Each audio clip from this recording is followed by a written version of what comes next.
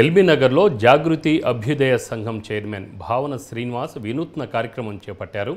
అంతరించిపోతున్న వానర సంతతిని పరిరక్షించాలనే ఉద్దేశంతో వానరులకు ఆత్మీయ విందును ఏర్పాటు చేశారు.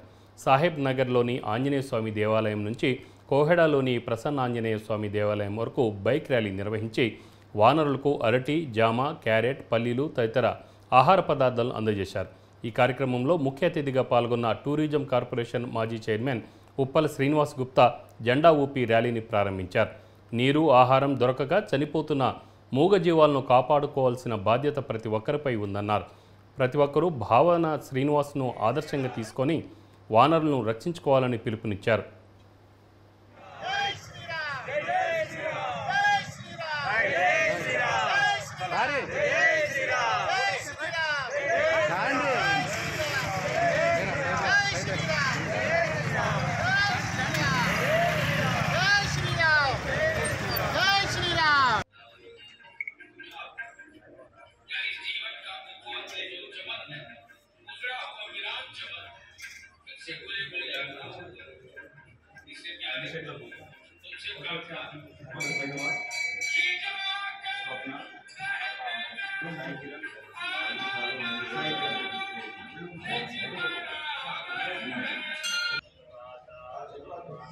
నమస్తే.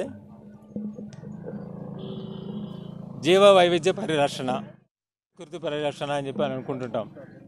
అదేది కూడా నినాదంగా మిగిలిపోకూడదు, మన జీవన విధానంలో భాగం కావాలి. ఇవన్నీ కూడా ఆయా పండుగలలో మన పూర్వీకులు రూపొందించినటువంటివే ఈ అంశాలన్నీ కూడా.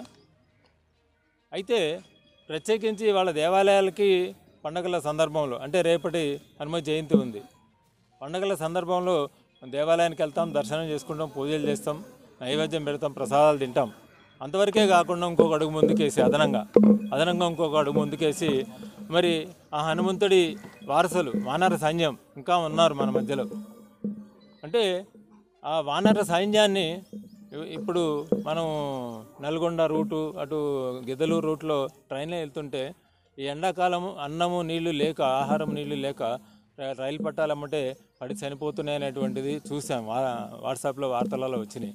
దానికి స్పందించి జాగృతి అభ్యుదయ సంఘం ముందుగా ఎప్పుడైనా కూడా ఇటువంటి వాటికి ముందుగా జాగృతి అభ్యుదయ సంఘం స్పందిస్తున్నటువంటిది మీడియా సోదరులందరూ కూడా తెలుసు, ప్రజలందరికీ కూడా తెలుసు. జాగృతి అభ్యుదయ సంఘం ఈరోజు సాహెబ్ నగర్ ఆంజనేయ స్వామి టెంపుల్ దగ్గర నుండి చాలామంది యువకులు బైక్ ర్యాలీ, రేపు ఆంజనేయ స్వామి జన్మదినోత్సవం సందర్భంగా జాగృతి అభ్యుదయ సంఘం అధినేత భావన శ్రీనివాస్ గారి ఆధ్వర్యంలో వానరులకు భోజన సదుపాయం అనే ఒక కొత్త సంకల్పం, ఆత్మీయ విందు ఏంటంటే చాలామంది ఎన్నో ఉన్నాయి, వేలాది వానరులు మన తెలంగాణ రాష్ట్రంలో 33 జిల్లాలు ఉన్నాయి. నిన్న నేను ఇక్కడ ఉమామహేశ్వర్ టెంపుల్ శ్రీశైలం రోడ్లో పోతే ఆ టెంపుల్ దగ్గర దాదాపు ఒక 400-500 వానరులు ఉన్నాయి, కోతులు.